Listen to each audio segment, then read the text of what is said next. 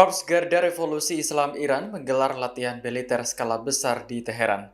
Latihan ini digelar menyusul kebuntuan negosiasi setelah Presiden Amerika Serikat Donald Trump menolak proposal terbaru Iran. Media Tasnim melaporkan detail latihan tersebut dalam artikelnya pada Rabu 13 Mei 2026. Disebutkan bahwa latihan militer diselenggarakan oleh Divisi Muhammad Rasulullah Korps Garda Revolusi Islam Iran. Latihan bertajuk Pemimpin Syahid Imam Khamenei tersebut berfokus pada penanggulangan operasi helikopter. Komandan divisi dan kepala latihan Brigadir Jenderal Hasan Zadeh juga turut hadir. Ia mengatakan latihan ini diikuti oleh pasukan gabungan dari Garda Revolusi, Basij, dan pasukan paramiliter. Menurut Hasan Zadeh, mereka dalam kondisi siaga penuh melawan ancaman musuh. Seluruh skenario dan taktik perang yang sudah dievaluasi dipraktikkan selama latihan.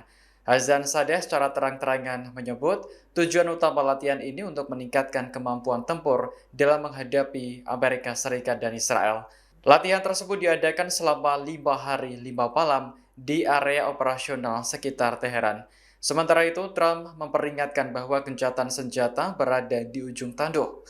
Ia saat ini sedang terbang ke China untuk memenuhi undangan Presiden Xi Jinping dan diperkirakan juga membahas konflik dengan Iran.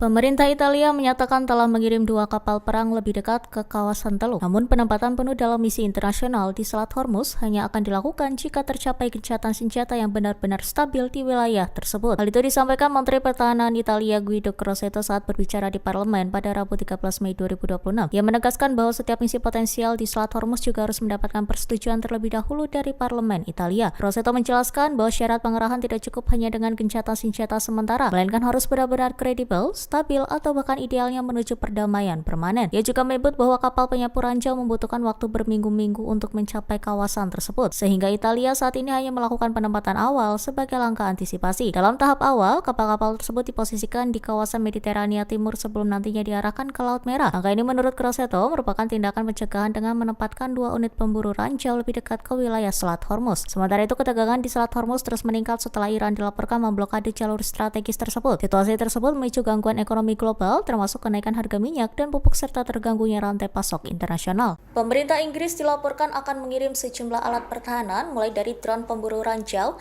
jet tempur Typhoon, hingga kapal perang HMS Dragon untuk bergabung dalam misi multinasional pengamanan Selat Hormuz. Langkah tersebut diumumkan Menteri Pertahanan Inggris John Healey dalam pertemuan virtual bersama lebih dari 40 negara yang terlibat dalam misi pertahanan tersebut pada Selasa 12 Mei. Healey menyebut misi internasional itu bersifat defensif, independen, dan bertujuan menjaga keamanan jalur pelayaran di kawasan strategis Timur Tengah. Ia menegaskan operasi tersebut akan dijalankan bersama negara-negara sekutu ketika kondisi di lapangan memungkinkan.